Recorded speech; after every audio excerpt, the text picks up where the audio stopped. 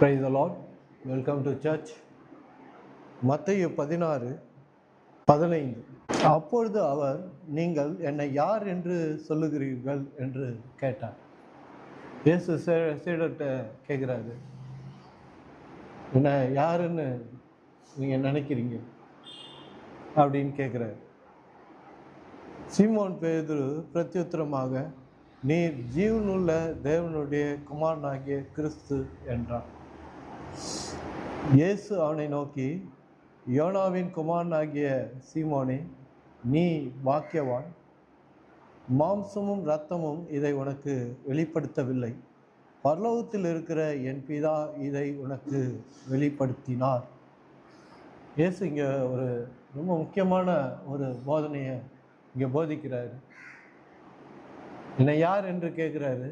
கேட்ட உடனே பேதுரு சொல்கிறான் பாருங்க, நீர் ஜீவனுள்ள தேவனுடைய குமாரனாகிய கிறிஸ்து என்றான். அவனுடைய ஆவியில் பிதா இயேசு கேட்ட கேள்விக்கு பதில் அளிக்கிறார். இயேசு அவனை நோக்கி, யோனாவின் குமாரனாகிய சீமோனே, நீ பாக்கியவான். இரத்தமும் மாம்சமும் இதை உனக்கு வெளிப்படுத்தவில்லை, பரலோகத்தில் இருக்கிற என் பிதா இதை உனக்கு வெளிப்படுத்தினார்.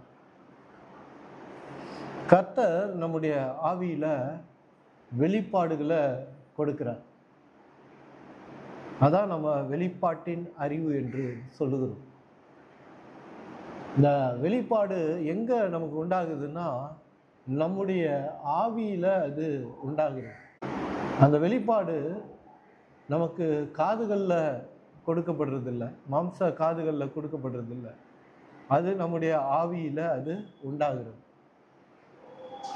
அதனால தான் நாம் கிறிஸ்தவ வாழ்க்கையை ஆவிக்குரிய வாழ்க்கை என்று நாம் சொல்லுகிறோம்.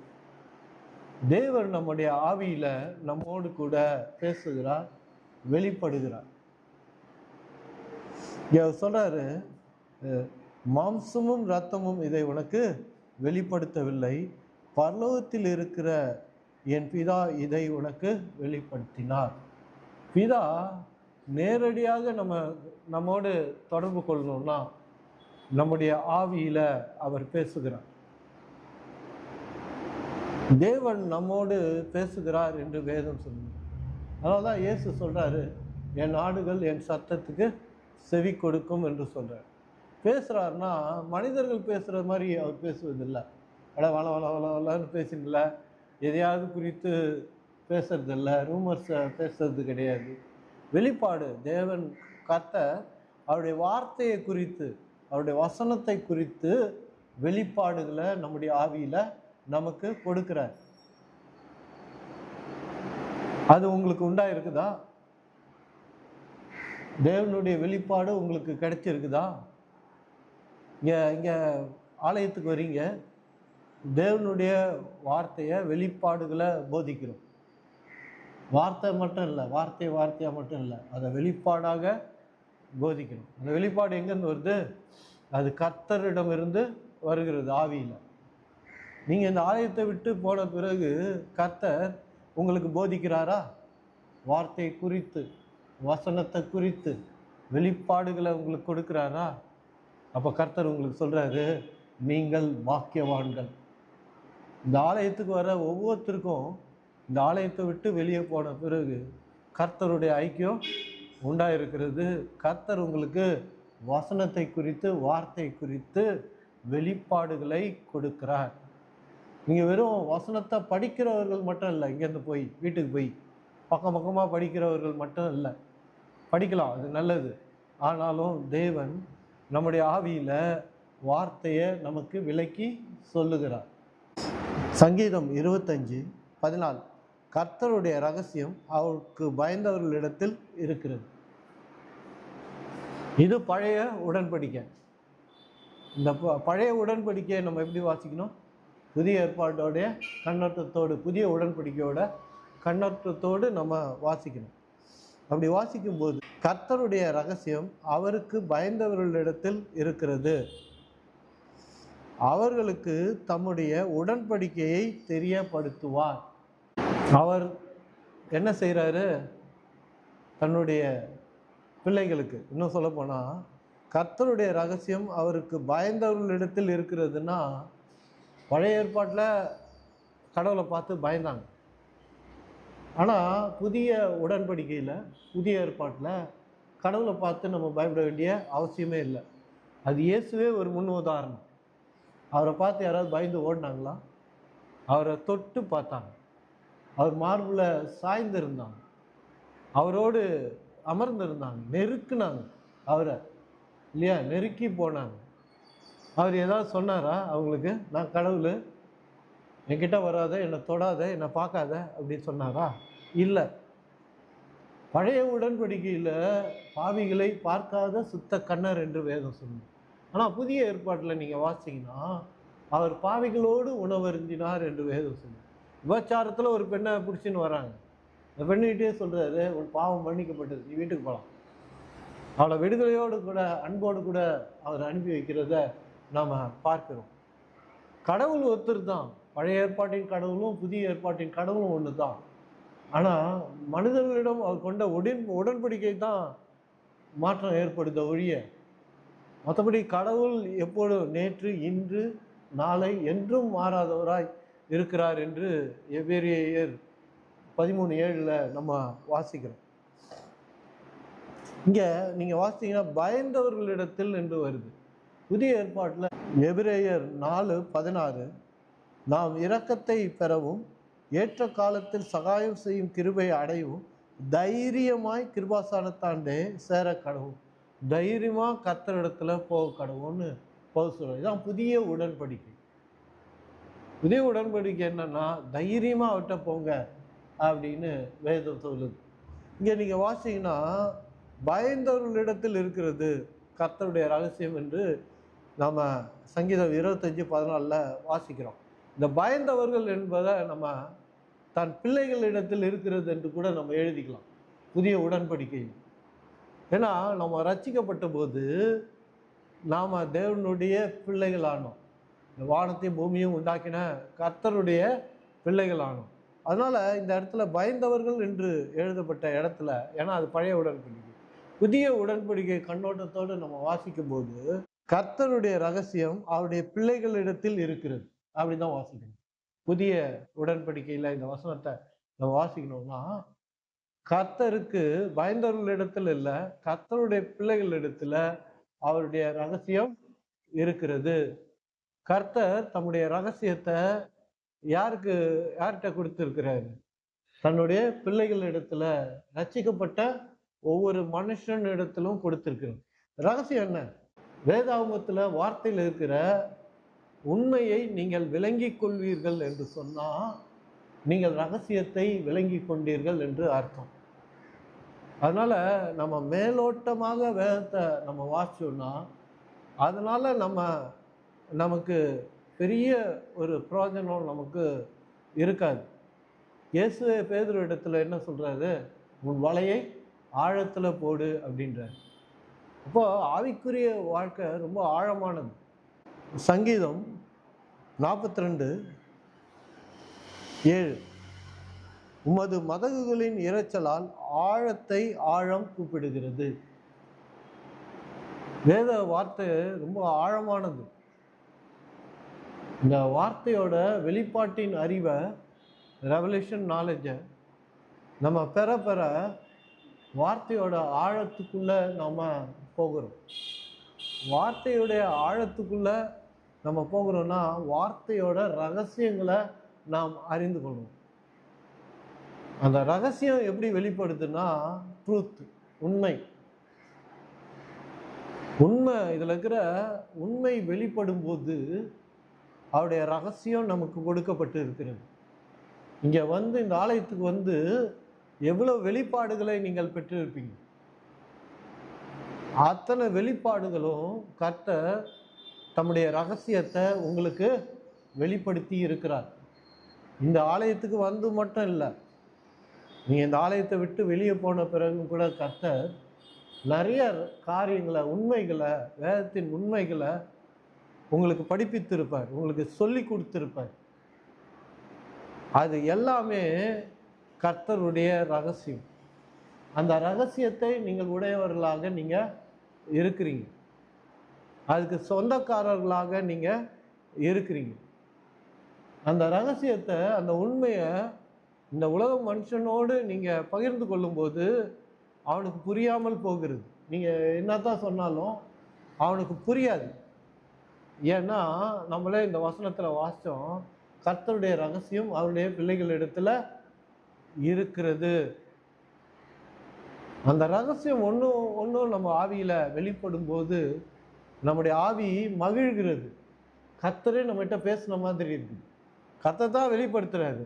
அவரே நேரடியாக பேசின மாதிரி நமக்கு சொன்ன மாதிரி இருக்குது. அதை அனுபவிச்சு இருக்கீங்களா? கண்டிப்பாக நீங்கள் அனுபவிச்சு இருப்பீங்க.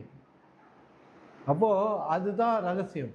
இங்கே சங்கீதத்தில் அவர் சொல்கிறார் பாருங்க, நீங்கள் எந்த அளவுக்கு உண்மையை, இதில் இருக்கிற வார்த்தையில் இருக்கிற ரகசியங்களை அறிந்திருக்கிறீங்களோ, புரிந்திருக்கிறீங்களோ, அந்த அளவுக்கு உங்களுடைய வாழ்க்கை வல்லமையுள்ளதாக இருக்கும், ஆசீர்வாதம் நிறைந்ததாக இருக்கும், வெற்றி உள்ளதாக இருக்கும், ஜெயம் உள்ளதாக அது இருக்கும். யோவான் 8:32, சத்தியத்தை அறிவீர்கள், சத்தியம் உங்களை விடுதலை ஆக்கும் என்று. ஆவிக்குரிய மக்கள் என்ன நினச்சிக்கிறாங்கன்னா, அவங்களுக்கு விடுதலையோ ஒரு ஆசீர்வாதமோ எப்படி வருதுன்னா, அவங்க ஜப அறையில் ஜெபிக்கும்போது இயேசு அப்படியே இறங்கி வருகிறார், அறைக்குள்ளே இறங்கி வந்து அவளை விடுதலை ஆக்குகிறார், சுகமாக்குகிறார் அப்படின்னு சொல்லி அவர்கள் நினைக்கிறாங்க.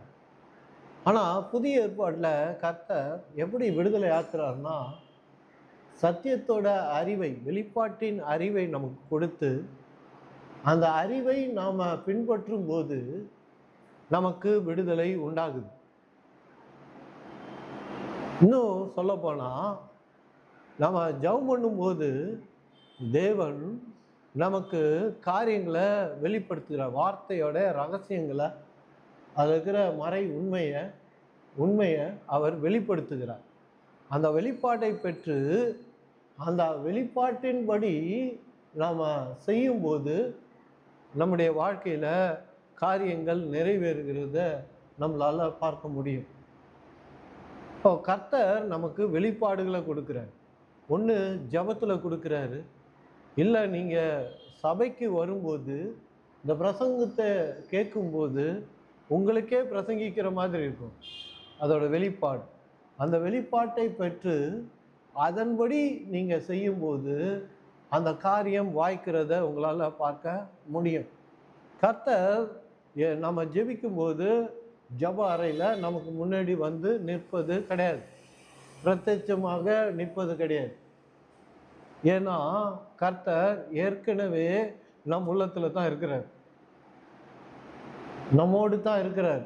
நம்மோடு இருக்கிறார் என்று சொல்கிறத விட நமக்குள்ளே இருக்கிறார். 1 கொரிந்தியர் 3வது அதிகாரம் 16வது வசனம், நீங்கள் தேவனுடைய ஆலயமாய் இருக்கிறீர்கள் என்றும் தேவனுடைய ஆவி உங்களில் வாசமாய் இருக்கிறார் என்பதையும் அறியாதிருக்கிறீர்களா? கர்த்தர் நமக்குள்ளே இருக்கும்போது நமக்கு வெளியே வந்து நிற்க வேண்டிய அவசியம் என்ன? இயேசு நமக்குள்ளே வாழும்போது, நமக்குள்ளே தங்கி இருக்கும்போது, நாம் அவருடைய வீடாக வாசஸ்தலமாய் இருக்கும்போது, நாம் ஜெபிக்கும்போது அவர் நமக்கு முன்னாடி வந்து நிற்க வேண்டிய அவசியம் என்ன? ஏன் அவர் பரலோகத்திலேருந்து இறங்கி நம்ம அறைக்குள்ளே, ஜப அறைக்குள்ளே வரணும்? ஏற்கனவே அவர் நமக்குள்ளே தான் இருக்கிறார். இன்னும் நிறைய ஆவிக்குரிய மக்களுக்கு கர்த்தர் அவர் உள்ளத்தில் இருக்கிறார், உள்ளே இருக்கிறார் என்பதே தெரியல, அவங்களுக்கு புரியவே இல்லை. அவங்க என்ன நினச்சிக்கிறாங்க, கர்த்தர் ஆலயத்துக்குள்ளே இருக்கிறாரு, இல்லை ஜெபம் பண்ணும்போது அந்த ஜப அறைக்குள்ளே வந்து இருக்கிறாரு அப்படின்னு தான் நினைக்கிறாங்க. ஆனால் ஆழமான சத்தியம் என்னன்னா, நம்ம ரட்சிக்கப்பட்டதுலேருந்து கர்த்தர் நமக்குள்ளே தான் இருக்கிறார். நாம் அவருடைய வாசஸ்தலமாக, வீடாக, ஆலயமாக நாம் ஒவ்வொருத்தரும் இருக்கிறோம். அவர் நமக்குள்ளே தங்கி இருக்கிறார், அவர் நமக்குள்ளே வாழ்கிறார்.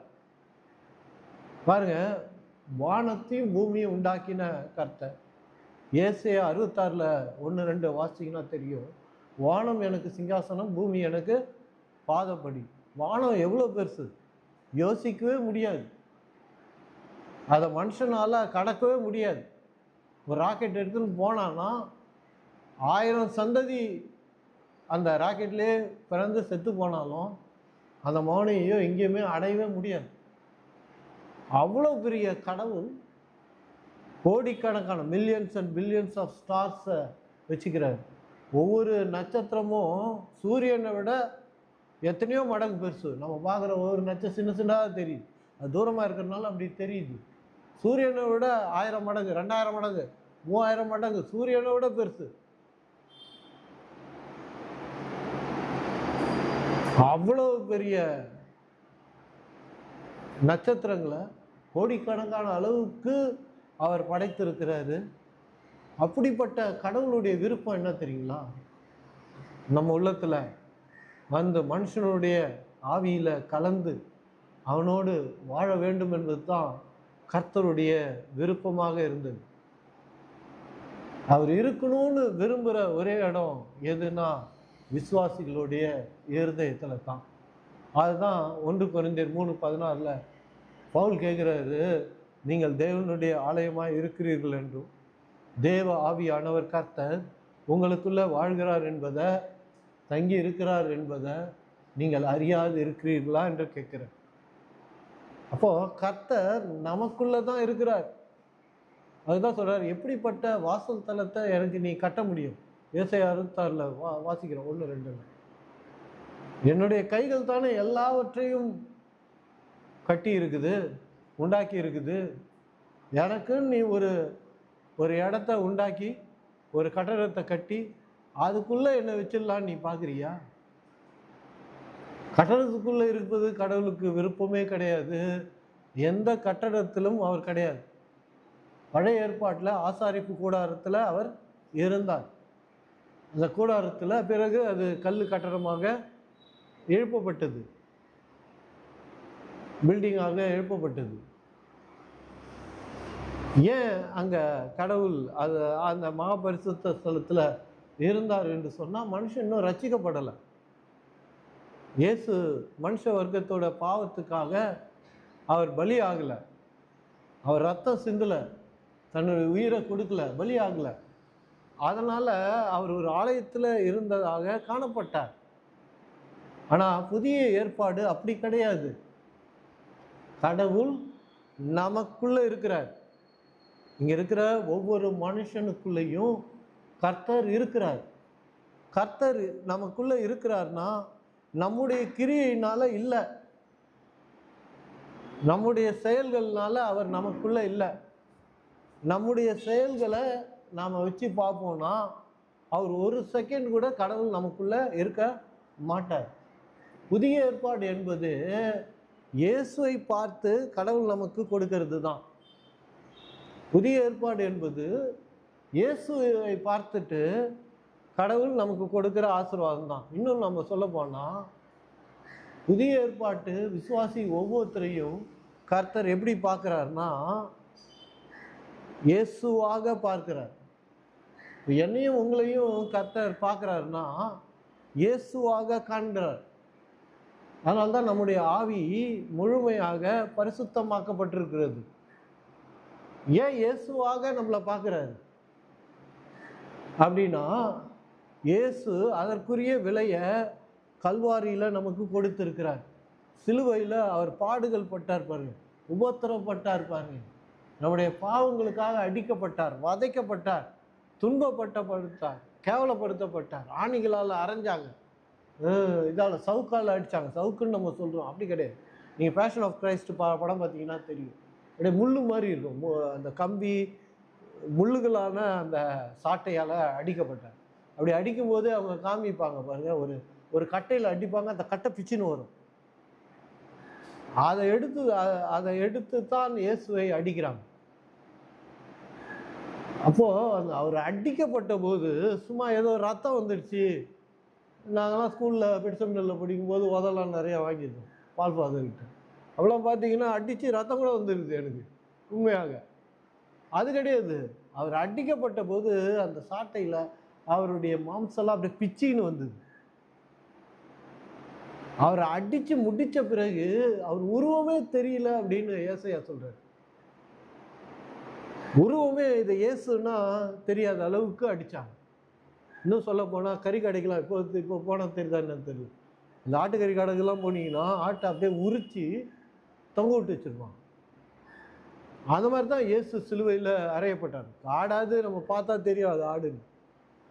ஆனால் இயேசு சிலுவையில் தொங்க விடப்பட்ட போது இப்போ நீங்கள் பார்க்குறீங்க பாருங்கள், சிலுவையில் இயேசு தொங்குறது அழகாக சிரிச்சினே தொங்குவார். இங்கே கொஞ்சம் ரத்தம் இருக்கும், கையில் கொஞ்சம், இங்கே கொஞ்சம், அங்கே கொஞ்சம் இருக்கும். ஆனால் வேதம் எப்படி சொல்லுதுன்னா அங்கே வெறும் மாம்ச பிண்டம் மட்டும்தான் இருந்தது. வெறும் மாம்சம் மட்டும், உருவு தெரியாமல் அவர் அடிக்கப்பட்டார், துன்பப்படுத்தப்பட்டார், காயப்பட்டார். யாருக்காக? நமக்காக. ஏன் இவ்வளவு பெரிய விலையை அவர் கொடுத்தார்? வேதம் சொல்லுது கடைசி சொட்டு ரத்தம் வரைக்கும் சிந்தி நம்மை மீட்டு ரட்சித்தார் என்று வேதம் சொல்லுது. கடைசி சொட்டு ரத்தம் இந்த பூமியில் விழுந்த போது தான் அவர் தன்னுடைய உயிரை விட்டார். There is a purpose in his blood. அவருக்கு ஒரு பர்பஸ் இருந்தது. ஏன்னா மனுஷனை மீட்டு ரட்சிக்கணும், பாவத்திலிருந்து, சாபத்திலிருந்து, நோயிலிருந்து மற்றும் எல்லாவற்றிலிருந்தும் மனுஷனை விடுதலை ஆக்கணும். அதுக்குரிய விலையை, ப்ரைஸ், வேஜஸ் இல்லையா? பாவம்னா அதுக்குரிய விலை செலுத்தப்படணும்னு வேதம் சொல்லுது. பாவத்துக்கு ஒரு விலை உண்டு. அந்த விலையை செலுத்தினா தான் பாவத்திலிருந்து நாம் விடுதலை அடைய முடியும். அந்த விலை காசோ பணமோ உழைப்போ கிடையாது. இயேசுவின் ரத்தம் தான், அவருடைய பாடுகள் தான். அவருடைய பாடுகள்னால நமக்கு உண்டான ஆசீர்வாதம் மிகப்பெரிய ஆசீர்வாதம். அந்த ஆசீர்வாதத்தை நம்ம புரிந்து கொள்ளணும். அந்த பாடுகள்னால தான், அந்த உபத்திரத்தினால தான் அவர் பட்ட வேதனை, அவர் பட்ட காயங்கள், அவமானம், நிந்தை. வேதம் சொல்லுது, இதாவே ஏன் என்னை கைவிட்டீர் அப்படின்னு இயேசு சிலுவையில் கதறார். இயேசு இருந்தப்போ சொல்றார், நானும் பிதா ஒன்றா இருக்கிறோம், நாங்கள் 2 பேரும் பிரிந்தோ தனித்தோ இருந்ததில்லை அப்படின்றாரு. ஆனால் வேதம் சொல்லுது சிலுவையில் பிதா தன் முகத்தை திருப்பி கொண்டார் என்று வேதம் சொல்லுது. திருப்பினார். ஏன்னா உலகத்தோடைய பாவங்கள் எல்லாம் அவர் மேலே வந்தது. அவர் பாவியாக அந்த இடத்துல சிலுவையில் தொங்கினார். அவர் எந்த பாவமும் செய்யலை. அவர் பாவம், உலகத்தில் இருந்த அத்தனை பாவமும் வந்ததுனால பிதாவுக்கு இவருடைய மகனா என்னன்னு தெரியாத அளவுக்கு இருந்தார். அவர் முகத்தை திருப்பி கொண்டார் என்று வேதம் சொல்லுது. இவ்வளவு பெரிய விலை என்னத்துக்கு தெரியுங்களா? அவர் நமக்குள்ள தங்கி வாசம் செய்வதற்காக தான். ஏன் இதை நம்ம போதிக்கிறோம்னா, நம்முடைய செயல்களால கர்த்தர் நமக்குள்ள இல்லை. இயேசு சிலுவையில் பட்ட பாடுகள்னால, அவர் சிந்தின ரத்தத்தினால, அவர் கொடுத்த விலையினால, அவர் சிலுவையில் இட் இஸ் டன் என்று சொல்கிறார். ஆனால் ஆக்சுவலி ஒரிஜினலில் அவர் சொல்கிறது இட் இஸ் பெய்டு அப்படின்னு சொல்கிறார். விலை கிரயம் கொடுக்கப்பட்டது அப்படின்றது தான் எல்லாம் நிறைவேறிற்று அப்படின்னு கடைசியில் சொல்கிறார் பாருங்க. அதோட அர்த்தம் நம்ம எல்லாம் நிறைவேறிச்சுன்னா அடி உதகதெல்லாம் வாங்கினு எல்லாம் முஷ்டா அப்படின்ற மாதிரி இருக்குது.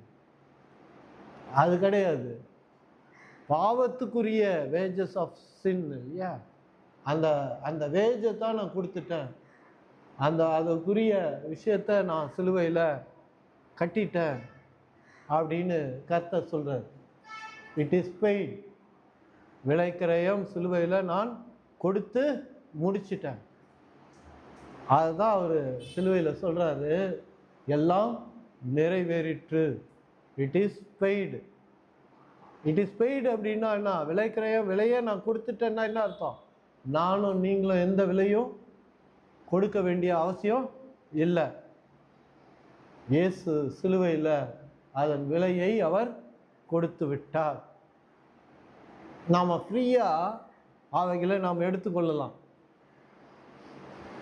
நான் சொல்கிறேன், ஒரு டிபார்ட்மெண்டல் ஸ்டோரில் உங்களுக்காக 20,000 ரூபா நான் கட்டிட்டு வந்துட்டேன், இல்லை 1 லட்ச ரூபா கட்டிட்டு வந்துட்டேன். இல்லை 10 லட்ச ரூபா நான் அங்கே கொடுத்துட்டு வந்துட்டேன், உங்களுக்கு தேவையானதெல்லாம் போய் வாங்கிக்கிங்க அப்படின்னு நான் சொன்னேன்னா, நீங்கள் போய் அங்கே வாங்கிட்டு பில்லு கட்ட வேண்டிய அவசியம் இல்லை. என்ன சொல்லுவீங்க? எங்கள் பாஸ்டர் கட்டிட்டாரு, அதனால் நான் கட்ட வேண்டிய அவசியம் இல்லைன்ட்டு வாங்கிட்டு வந்துடுவீங்க. அதே போல தான் இயேசு சிலுவையில் தன் பாடுகள் வழியாக, உபத்திரத்தின் வழியாக, துன்பத்தின் வழியாக, ரத்தம் சிந்துதலின் வழியாக விலையை கொடுத்து விட்டார். அதனால தான் கடைசியில் சொல்கிறாரு, நான் விலை கொடுத்து விட்டேன்னு சொல்லிட்டு உயிரை விடுகிறார். அப்போது கர்த்தர் நமக்குள்ளே இருக்கிறாருன்னா சந்தேகப்பட வேணாம். இயேசு இங்கே இருக்கிற ஒவ்வொருத்தருக்குள்ளே இருக்கிறார். இயேசுவை யாரெல்லாம் கடவுள் என்று ஏற்றுக்கொண்டீங்களோ அவர் உங்களுக்குள்ளே இருக்கிறார். எந்த படத்துலையும் கிடையாது, எந்த உருவத்திலும் கிடையாது, எந்த சிலையிலையும் இயேசு கிடையாது. நம்ம இப்போ பார்க்குறோம் இல்லையா, இந்த சிலைங்களெல்லாம் பார்க்குறோம், படம்லாம் பார்க்குறோம். படம்லாம் வச்சு பூ போட்டு வத்தி ஏற்றி பயபக்தியாக கும்பிடுறதெல்லாம் நம்ம பார்க்குறோம். ஆனால் நீங்கள் பரலோகத்துக்குள்ளே போனீங்கன்னா அது அவர் அந்த படத்து மாதிரியே இயேசு இருப்பார்னா நான் உங்களுக்கு சொல்கிறேன், நீங்கள் ஆச்சரியப்படுவீங்க. உள்ளே போகல, இயேசு அப்படி இருக்கவே மாட்டார். ஏன்னா இயேசு 2000 வருஷத்துக்கு முன்னாடி பூமியில் இங்கே வந்தார். இந்த பூமியில் அவரை நேரடியாக பார்த்து வரைஞ்சவங்க யாருமே கிடையாது. வரைஞ்ச படம் கிடையாது, வரைஞ்சி கூட இருக்கலாம், ஆனால் வரைந்த படம் ஒன்று கூட கிடையாது. இப்போ நம்ம பார்க்குற எல்லா படமுமே ரோமில் இருக்கிற அந்த தேவாலயத்தில் மைக்கேல் ஆஞ்சலோ சென்ட் பீட்டர்ஸ் சர்ச்சில் வரைஞ்சது தான். அவர் எப்போ வரைகிறாரு? 14ஆம் நூற்றாண்டில் வரைகிறார் இயேசுவோட படத்தை. அப்போது அவருக்கு என்ன உருவம் தோணுச்சோ அதை தான் இயேசுவாக அவர் வரைஞ்சார் ஒழிய, இயேசுவை பார்த்துட்டோ இல்லை இயேசுவை பார்த்தவர்கள் வரைந்த படத்தை வச்சோ அது அவர் வரையலை. அதனால தான் நீங்கள் நல்லா உத்து பாருங்க, இஸ்ரேலில் தான் இயேசு பிறந்தார் இல்லையா? இஸ்ரேல்கார் எங்கேயாவது சகப்பாக இருக்கிறாங்களான்னு பாருங்கள், வெள்ளையாக இருப்பாங்க.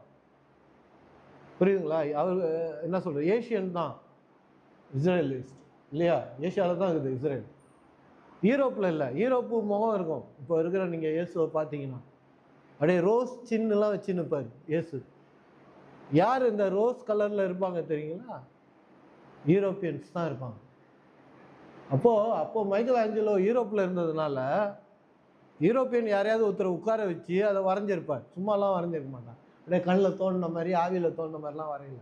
யாரோ ஒரு ஆளை பிடிச்சி இவர் இயேசு மாதிரி நம்ம சிந்தனையில் எப்படி சரி இவர் தான் இயேசு மாதிரி இருக்கிறார். ஏன்னா ஓவியர் இல்லையா, யாராவது ஒருத்தரை பார்த்தா சரி இந்த மாதிரி முகம், சார்ந்த முகம், சிரிச்சுனுங்க, லைட்டாக சிரிக்கிற முகம், தாடி வச்சுனுங்கிறது, நீ ஒரு ஆளை கொண்டாந்து உட்கார வச்சு வரைஞ்சது தான். இன்னும் அதை இயேசு நீங்கள் நம்பி இருந்தீங்கன்னா நம்மளை விட முட்டாள் வேற யாரும் கிடையாது. ஒரு உருவத்தை கொண்டு வந்து இதுதான் கடவுள் அப்படின்னா அது வந்து ஒரு குழந்தைக்கு ஏமாத்துறக்காது தான். ஏன்னா கடவுளுக்கு உருவம் இல்லை. ஏன்னா அவரே சொல்கிறாரு, நிறையா ப்ராப்ளம் கிறிஸ்தவங்களுக்கு என்ன தெரியுங்களா, கையில் இருக்கிற வேதத்தை படிக்கிறதே இல்லை, ஸ்கிரிப்சரை படிக்கிறதே கிடையாது. ஒருத்தர் வீடு கட்டுறாரு, அந்த டாக்குமெண்ட்டு இருக்குது, இடத்துக்குரிய டாக்குமெண்ட் இருக்குது. அதை பார்க்காம கட்டுவாருன்னா பக்கத்தில் இருக்கிற இடத்துல கட்டிட்டாருன்னா என்ன ஆகும்? நல்லா யோசிச்சு பாருங்க. என்கிட்ட டாக்குமெண்ட் இருக்குது, ஆனால் பக்கத்தில் இருக்கிற இடம் தான் என்னது, ஆனால் அது பக்கத்தில் இருக்கிறதுல நான் கட்டிட்டேன் அப்படின்னா கோர்ட்டு சும்மா விட்டுருமா? என்ன செய்யும்? உன் இடத்துல நீ கட்டியிருக்கணும். அதை இடித்து தரமுட்டமாகும். நம்ம கிறிஸ்தவ வாழ்க்கையை நம்ம யாரோ ஒருத்தர் சொல்கிறாங்க அப்படின்றதுனால நம்ம அதை ஏற்றுக்கொள்ள நம்ம வழிய வார்த்தை என்ன சொல்லுது, வேதாகமம் என்ன சொல்லுது அப்படின்றத நம்ம கேட்குறதே கிடையாது, அதை படிக்கிறதே கிடையாது. அதெல்லாம் எனக்கு நேரம் இல்லை, அதெல்லாம் படிக்கணுமா? அதுதான் கள்ள போதகர்களும் இந்த பூமியில் வருவார்கள் தான், கள்ள தீர்க்கதரிசிகள் வருவார்கள். அவங்கள எப்படி கண்டுபிடிக்கிறது? வார்த்தையை கொண்டு தான் நீங்கள் கண்டுபிடிங்க. உங்கள் கையில் இருக்குதுங்க வார்த்தை. அந்த வார்த்தையை படிச்சுட்டு அவங்க சொல்கிறது கரெக்டாக என்னன்னு செக் பண்ணிக்கிங்கன்னு தான் கர்த்தர் சொல்கிறாரு. புரியுதுங்களா? நம்ம என்னன்னா அவங்க சொல்கிறதெல்லாம் கரெக்டாக தான் இருக்கும் பிரதர் அப்படின்னு. அதனால தான் நம்ம நம்ம போதிக்கும்போது பெண்டிகோஸ்டல் சர்ச்சிலேருந்து நாங்கள் போதிக்கும்போது இந்த வார்த்தையை சொல்லி எங்கே இருக்குதுன்னு சொல்லி போதிக்கிறோம், எங்கே இருக்குது அப்படின்றத காண்பிக்கிறோம். ஏன்னா the truth should be in the Bible. இதுதான், இந்த ஒரு புஸ்தகம் தான் நமக்கு கொடுக்கப்பட்டிருக்கு, 4-5 இல்லை. நம்ம படிக்கிற காலத்தில் எத்தனை புஸ்தகங்களை படித்தோம், எல்கேஜிலேருந்து படிச்சுக்கிட்டே இருந்தோம். அதெல்லாம் இன்றைக்கி எடுத்துகிட்டு வந்து பார்த்தா இந்த இந்த வீட்டு அளவு கூட இருக்கும், அவ்வளோ புத்தகங்களை படிச்சுருக்கோம். ஆனால் கர்த்தர் நம்மகிட்ட ஒரே ஒரு பைபிளை தான் கொடுத்துருக்குறாரு. அது சொல்கிறார் பாருங்க, யாத்ராகமம் 20:3,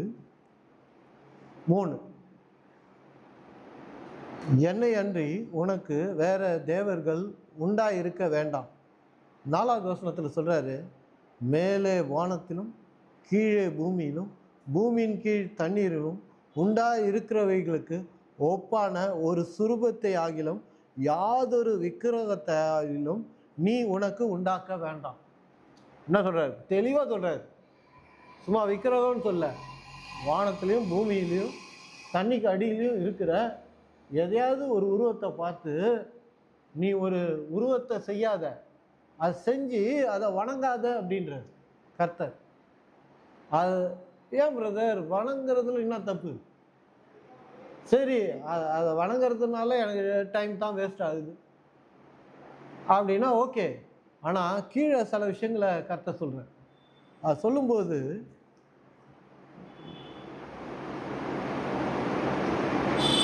நீ அவைகளை நமஸ்கரிக்கவும் செவிக்கவும் வேண்டாம்.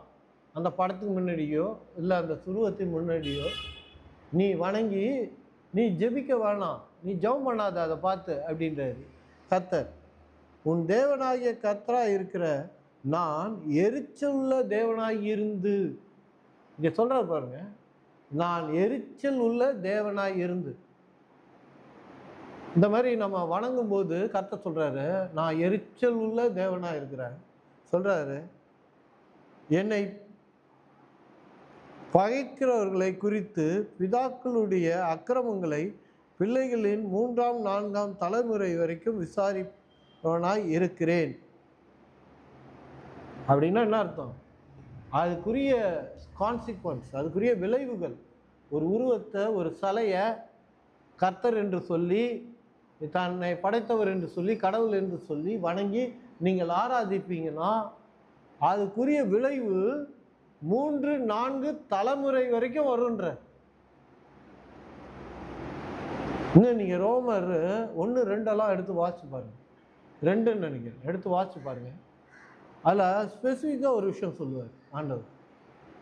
அது என்னன்னா, இந்த சிலையை கும்பிடுறதுனால நம்ம என்ன நினைக்கிறோன்னா, கடவுளே நம்ம கூட இருக்கிறாரு, நம்ம வீட்டில் இருக்கிறாரு, அந்த படத்தில் இருக்கிறாரு அப்படின்னு நினைக்கிறோம். அதோட சரி, நம்ம கூட இருக்கிறாரு அப்படின்றத மட்டும்தான் நம்ம புரிஞ்சுக்கிறோம். ஆனால் அது அப்படி இல்லை, அப்படி செய்யாத அப்படின்றாரு. நீங்கள் ரோமர் 2 நீங்கள் எடுத்து வாசிங்கன்னா அது சொல்கிறாரு, இந்த கேஸ்லாம் வருது பாருங்கள், லெஸ்பியன் கேஸு, இதெல்லாம் ஆணோடு வாழறது இன்றைக்கி ரொம்ப ப்ரிவலண்ட்டாக இருக்குது. பெண்ணோடு உறவு கொண்டு வாழ்வது இன்றைக்கி சர்வசாதாரணமான வாழ்க்கையாக இருக்குது. என் கசின் ஆஸ்திரேலியாவில் இருக்கிறாங்க. அவங்க சொல்லுவாங்க, என் பையன்கிட்ட ஃப்ரெண்டாக இருக்கிறவங்கள 6 பேர், 10 பேர் இருக்கிறாங்கன்னா 6 பேர் 7 பேர் அப்படி இருப்பாங்க, நார்மலாகவே இருக்க மாட்டாங்க. இந்த ரோமர் 2 சொல்லுது, நீங்கள் வாசிங்கன்னா நீங்கள் தெரிஞ்சுக்குவீங்க. சொல்லுது, இந்த சிலையை கும்பிடுறதுனால தான் இந்த கேஸு, லெஸ்பியன், இந்த மாதிரி நிறைய இருக்குது. நீங்கள் நினைக்காதீங்க கேஸும் லெஸ்பியன் மட்டும் வேதம் சொல்லுது இந்த உலகத்தில் இருக்குதுன்னு. நிறைய மிக்ஸ்டு ரிலேஷன்ஷிப்பு, ஒஸ்ட் ரிலேஷன்ஷிப்லாம் இருக்குது. அதெல்லாம் நான் சொல்ல விரும்பலை, அதெல்லாம் சொல்ல வேண்டியது வேலை இல்லை இல்லையா? அதெல்லாம் எங்கேருந்து வருது இந்த மாதிரி உறவுகள்லாம் அப்படின்னு பார்த்தா, இந்த சிலையை கும்பிடுறதுனால தான் இதோட கான்சிக்வன்ஸ் இந்த சமுதாயத்தில் இருக்குது என்று வேதம் அட்ரஸ் பண்ணுது. இப்போது சிலையை கும்பிடுறதுனால எவ்வளோ பாதிப்பு இருக்குது பாருங்க. அது ஒரு தலைமுறை மட்டும் இல்லை, அது 4 தலைமுறை வரைக்கும் வருது.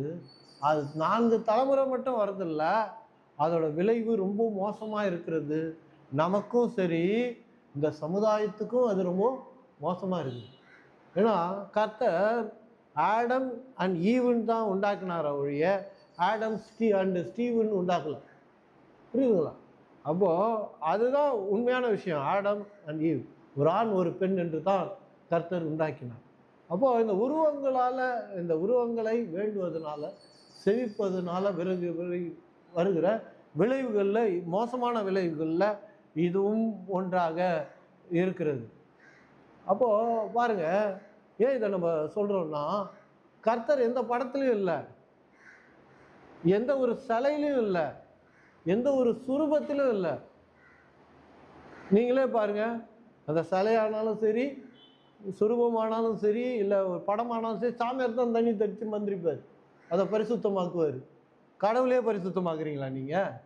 யோசிச்சு பாருங்க. அதுக்கு போய் தண்ணியெல்லாம் தெளித்து அதை பரிசுத்தமாக்கிக்கணும். வெறும் பிக்சர் தான், அது வெறும் படம் தான். அதில் இருக்கிறது இயேசுவோட ஃபோட்டோவே கிடையாது. நீங்களே எடுத்து பாருங்க, நிறைய இடத்துல இருக்கிற ஃபோட்டோவை பாருங்க, எல்லாத்துலேயும் வித்தியாசமாக இருப்பார் இயேசு. அன்னைக்கு ஷேவிங் பிளேடு இல்லை, அதனால இயேசு ஷேவ் பண்ணல. சரி, அது அப்படியே இருக்கட்டும், நீங்களே யோசிங்க. அப்போது கர்த்தர் பாருங்க, ஏன் சொல்லணும்னா, கர்த்தர் நமக்குள்ளே தான் இருக்கிறாரு, வேற எங்கேயும் வாழல. எங்கும் வியாபித்து இருக்கிறாரு, எல்லா இடத்துலையும் வியாபித்து இருக்கிறார். இன்னும் சொல்ல போனால், இந்த உலகத்தை நேரடியாக அவர் நடத்தலை. ஒவ்வொரு விஷயமும் கடவுள் வானத்திலேருந்து யோசிச்சு சொல்லின்னு இருக்கிறார். இதை செய்ய, அது நடக்கட்டும், அங்கே ஒரு அழிவு வரட்டும், அங்கே ஒரு கொலை நடக்கட்டும், இல்லை அது வியாதி அங்கே வரட்டும் அப்படின்னு கர்த்தர் யோசிச்சு ஒன்றையும் நேரடியாக செயல்படலை. புரியுதுங்களா? அவர் உண்டாக்கும் போது லாஸ் உண்டாக்கி இருக்கிறார். நான் திரும்ப திரும்ப பிரசங்கிக்கிறது தான், விதிகளை உண்டாக்கி இருக்கிறார். அந்த விதிகள் தான், அந்த லாஸ் தான் இந்த உலகத்தை கண்ட்ரோல் பண்ணுது. அந்த லாவை நம்ம புரிஞ்சுக்கிட்டாலே, அதை புரிஞ்சுக்கிறதுக்கு தான் இந்த பாருங்க இந்த வேதாகமம் கொடுக்கப்பட்டிருக்கு. அந்த லாவை நம்ம புரிஞ்சுக்கிட்டாலே நம்ம விடுதலை பெற்றுடலாம், நம்ம சுகம் பெற்றுடலாம், நம்ம கேட்குற விரும்புகிற காரியத்தை விட அதிகமாக பெற்றுக்கொள்ளலாம். நம்ம என்னன்னா, டைரக்டாக கர்த்தரிடத்தில் கேட்டு பெற்றுக்கொள்ளணும் அப்படின்னு நம்ம விரும்புகிறோம். அதுதான் ஆவிக்குரிய வாழ்க்கை அப்படின்னு நினைக்கிறோம். கர்த்தர் என்ன நினைக்கிறாரு, நான் நேரடியாக இந்த உலகத்தில் இன்வால்வ் ஆகலை, நான் நிறைய லாஸ் வச்சுருக்கேன், விதிமுறைகளை வச்சுருக்கேன். அந்த விதிமுறைகளை நீ புரிஞ்சிக்கோ, தெரிஞ்சிக்கோ, அதுக்குரிய பிரசங்கங்களை கேட்டுக்கோ. உங்களுக்கு தெரியுமா, இப்போ ஒரு 200 வருஷத்துக்கு முன்னாடி தான் எலக்ட்ரிசிட்டி கண்டுபிடிக்கப்பட்டது. 200 100 அதுக்கு முன்னாடி வரைக்கும் இந்த உலகத்தில் எலக்ட்ரிசிட்டியே கிடையாது, கரண்ட்டே கிடையாது. இயேசு இருந்தப்போ கூட கரண்ட்டு கிடையாது. காவலுக்கு பந்தம் இந்த மாதிரி தான் கொளுத்தி கொண்டு இருந்தாங்க. ஆனால் உங்களுக்கு தெரியுமா, கடவுள் படைக்கும் போதே எலக்ட்ரிசிட்டியை இந்த உலகத்தில் வச்சிருக்கிறார். எப்படி பிரதர், எங்கேயாவது எழுதி இருக்குதா அப்படின்றீங்களா? கர்த்தர் படைத்த போது வானத்தில் மின்னல் இடிச்சது இல்லையா, அதுதாங்க எலக்ட்ரிசிட்டி. முதல்ல இடி இடிச்சது பாருங்க, அதான் லா. என்ன சொல்றாங்கன்னா, இப்போ ஒரு இடி இடிச்சதுன்னா நியூயார்க் மாதிரி ஒரு சிட்டியை ஒரு வருஷத்துக்கு நம்ம எலக்ட்ரிஃபை பண்ணலாம் அப்படின்றாங்க. ஒரு இடி அவ்வளோ வாட்ஸ் பவர் கரண்ட்டு அதில் இருக்குது அப்படின்றாங்க. நல்லா தெரிஞ்சுங்க. இப்போ ஒய்ஃபை கரண்ட் வரப்போகுது சீக்கிரத்தில், இப்போ ஒய்ஃபையில் வரப்போகுது. இந்த மாதிரி எல்லாம் போயிடும் இன்னும் கொஞ்சம் நாளில். இது என்னமோ இன்றைக்கி டிஸ்கவரின்னு நினச்சிக்காதீங்க. டெஸ்லா அப்போவே கண்டுபிடிச்சிட்டாரு, 100 வருஷத்துக்கு முன்னாடியே டெஸ்லா. அதனால தான் நாங்களாம் நியூட்டனை விட டெஸ்லாவை தான் எங்களுக்கு ரொம்ப பிடிக்கும். ஏன்னா அவருடைய கண்டுபிடிப்புகள் நிறையா எரிஞ்சு போச்சு, நிறைய கான்ஃபிடென்ஸாக வச்சுட்டாங்க. அவர் அப்போவே ஒய்ஃபையில் கண்டுபிடிச்சிட்டார் கரண்ட்டை எப்படி யூஸ் பண்ணுறதுன்னு. புரியுதுங்களா? இன்னும் கொஞ்ச நாளில் பாருங்கள், இடி இடிக்கும் போது அந்த கரண்ட்டை எடுத்து ஸ்டோர் பண்ணுவாங்க. அப்போது கரண்ட்டு இன்னைக்கு வந்தது இல்லை, 200 வருஷத்துக்கு முன்னாடி வந்தது இல்லை. இட் இஸ் எ லா. அது கடவுள் என்னைக்கு இந்த பூமியை படைச்சாரோ அன்றைக்கே இடி இடிச்சுது, எங்கேயோ ஒரு இடத்துல மழை பெஞ்சுது, அப்போலேருந்து அந்த கரண்ட் இருக்குது. ஆனால் அந்த லாவை குறித்து, அந்த விதிமுறைகளை குறித்து மனுஷனுக்கு ஐடியா இல்லை. இப்போ 200 வருஷத்துக்கு முன்னாடி தான் வந்தது. ஏதோ ஒரு மனுஷனுடைய ஆவியில் அது வெளிப்பட்டது. சீக் யூ வில் ஃபைண்ட் அப்படின்னார் ஜீசஸ். தேடுங்கள் நீங்கள் கண்டடைவீர்கள் என்று சொன்னார். நீங்கள் எதை தேடினாலும் இந்த உலகத்தில் கண்டடைய முடியும்னு இயேசு சொல்கிறார். அதை தேடினவர்கள் கண்டுபிடித்தார்கள். ஏன் நான் இதை சொல்கிறேன்னா, இந்த உலகம் ஃபுல்லாக லாவுனால இருக்குது. நம்ம போய் கடவுள்கிட்ட நேரடியாய் பெற்றுக்கொள்ளணும்னு நினைக்கிறோம். கடவுள் சொல்கிறாரு, நான் உனக்கு போதித்து நீ போக வேண்டிய வழியை நான் காட்டுறேன். நான் உனக்கு போதிக்கிறேன், இந்த சட்டத்திட்டங்களை எல்லாம் போதிக்கிறேன், சட்டங்களை பின்பற்றி நான் பாருங்க. ஏரோப்ளைன் கண்டுபிடிச்சாங்க. ஏரோப்ளைனில் இன்றைக்கி ஃப்ளை ஆகிட்டே இருக்கும். ரொம்ப சேஃபான ஒரு மீன்ஸ் ட்ராவல் வந்து எதுனா ஏரோப்ளைன் தான். ஏரோப்ளைன் ரொம்ப ஆக்சிடென்ட் ஆகிறது கிடையாது. நீங்கள் ரோட்டில் பார்த்தீங்கன்னா, காரில் போனால், சைக்கிளில் போனால் அடிக்கடி விபத்து நடக்குது. ஆனால் ஏரோப்ளைன் என்றைக்கோ எப்போ வருஷத்துக்கு ஒன்றோ, எப்போ 2 வருஷத்துக்கு ஒன்றோ தான் கீழே விழுந்து மனிதன். ரொம்ப சேஃபஸ்ட் வந்து ஏரோப்ளைன் தான். அதை கண்டுபிடிக்கிறது என்ன பாடுபட்டாங்க நீங்கள்லாம் வாசிச்சிருப்பீங்க. ரெக்கைகளை, கோழி ரெக்கை, இந்த மாதிரி பெரிய பெரிய ரெக்கைகளை செஞ்சு இதுலேருந்து பெரிய பெரிய மலையிலேருந்துலாம் குதிச்சு பறக்க ட்ரை பண்ணாங்க. எல்லாம் நிறைய பேர் ஊர்ந்து செத்தே போயிட்டாங்க. ரைட் பிரதர்ஸ் தான் ஏரோப்ளைனே கண்டுபிடிச்சாங்க. அதை ஏரோப்ளைனை கண்டுபிடிச்சது விஷயம் கிடையாது. அதுக்கு பின்னாடி இருக்கிற லா, அதுக்கு என்ன சொல்கிறது, அதுக்கு பின்னாடி இருக்கிற விதிமுறைகள். அந்த விதிமுறைகளை கண்டுபிடிச்சப்போ எப்படி பறக்கலான்றது அவங்களால கண்டுபிடிச்சாங்க. அந்த விதிமுறை ஆதாம் கடவுள் படைச்சதுலேருந்து ஆதாம் காலத்துலேருந்து இருக்குது. ஆனால் ஆதாம் ஏரோப்ளைன் எடுத்து ஓட்டல. ஏன்னா அவனுக்கு கடவுளை தெரிஞ்சதை ஒழிய அவனுக்கு அந்த லாவை தெரியல, அந்த விதிமுறைகளை தெரியல. அதே மாதிரி தான் விசுவாசம்னாலும் சரி, எதுவானாலும் சரி, அதுக்கு பின்னாடி ஒரு லா இருக்கிறதுன்றதை புரிஞ்சுங்க. அந்த லாவை நீங்கள் புரிஞ்சுக்கிட்டீங்கன்னா நீங்கள் ஈஸியாக, சுலபமாக உங்கள் காரியங்களை நீங்கள் நடப்பித்து கொள்ள முடியும். அது சிம்பிளான லா. என்ன, ஏரோப்ளைன் வந்து எப்படி பறக்குது? ஒன்றும் இல்லை, ஒரு ஆப்ஜெக்டை வேகமாக நம்ம தள்ளும்போது அது மேலே போகும். காத்தாடிலாம் பார்த்துருக்கீங்கள? அது மாதிரி தான் ஒரு பொருளை, ஒரு விஷயத்தை வேகமாக நம்ம பண்ணால் அது அப்படியே கொஞ்சம் கொஞ்சமாக அப்படியே மேலே ஏறும். அதுதான் இந்த லாவை வச்சு தான் அது என்னன்னா கிராவிட்டிக்கு எதிரான ஒரு லா. கிராவிட்டினா புவி ஈர்ப்புக்கு எதிரானது. இந்த தூக்கு விசை பிரமாணம், லிஃப்ட், லா ஆஃப் லிஃப்ட் அப்படின்னு சொல்லுவாங்க. நான் சயின்ஸ் கிளாஸ்லாம் எடுக்கல, ஈஸியாக நீங்கள் புரிஞ்சுக்கணுன்றதுக்காக சொல்கிறேன். லா ஆஃப் லிஃப்ட் அப்படின்வாங்க. அந்த கிராவிட்டியை கண்டுபிடிக்கிறதுக்கே நியூட்டன் வர வேண்டியதாக இருந்தது. எத்தனையோ ஆண்டுகளுக்கு பிறகு நியூட்டன் வந்த பிறகு தான் கிராவிட்டி, உங்களுக்குலாம் தெரியும், ஆப்பிள் ஊழ்ந்ததை பார்த்துட்டு கிராவிட்டி அப்படின்னாரு. ஓகேங்களா? ஆனால் அதுதான் லா அப்படின்னு நினச்சிருந்தாங்க, அதுதான் விதிமுறை அப்படின்னு நினச்சிருந்தாங்க. ஆனால் அதுக்கப்புறம் அதை எப்படி ஏர்ப்ளைனை பறக்க விடும்? ஏன்னா எந்த பொருளை தூக்கி போட்டாலும், நீங்கள் ஒரு கல்லை தூக்கி போடுறது அது கீழே தான் வரும், நீங்கள் எதை வேணால் தூக்கி போடும் கீழே தான் வரும். அப்போ எப்படி பறக்க முடியும்னு அவன் யோசித்தான். ஏன்னா இங்கே மேக்னெட்டிக் ஃபீல்ட், மேக்னெட் மாதிரி அது இழுக்குது.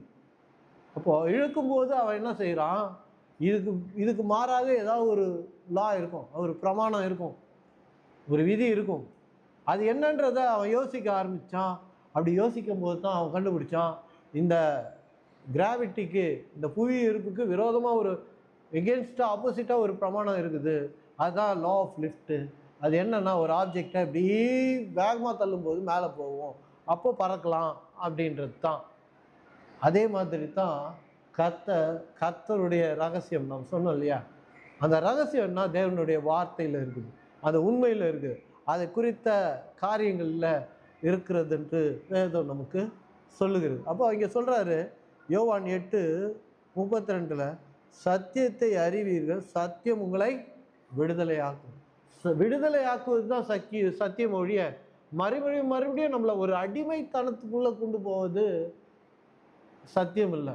வார்த்தையை நம்ம வாசிக்கிறோன்னா நாம் விடுதலை அடைவதற்கு தான் நம்ம வார்த்தையை நம்ம வாசிக்கிறோம், பிரசங்கத்தை கேட்குறோம் ஒழிய மறுபடியும் நம்மளை கட்டுக்குள்ளேயும் அடிமைத்தனத்திலும் ஒரு பிரசங்கம் கொண்டு வருதுன்னா அந்த பிரசங்கத்திலேருந்து நீங்கள் வெளியே வருவது ரொம்ப முக்கியமாக இருக்கிறது. இயேசு சொல்கிறாரு, எப்படி நம்ம விடுதலை அடைகிறோம், ஒரு சுகத்தை பெற்றுக்கொள்கிறோம், ஒரு ஆரோக்கியத்தை, ஐஸ்வர்யத்தை பெற்றுக்கொள்கிறோம். இன்றைக்கி இருக்கிற நிலையிலிருந்து நம்ம எப்படி மேலே வரோம்?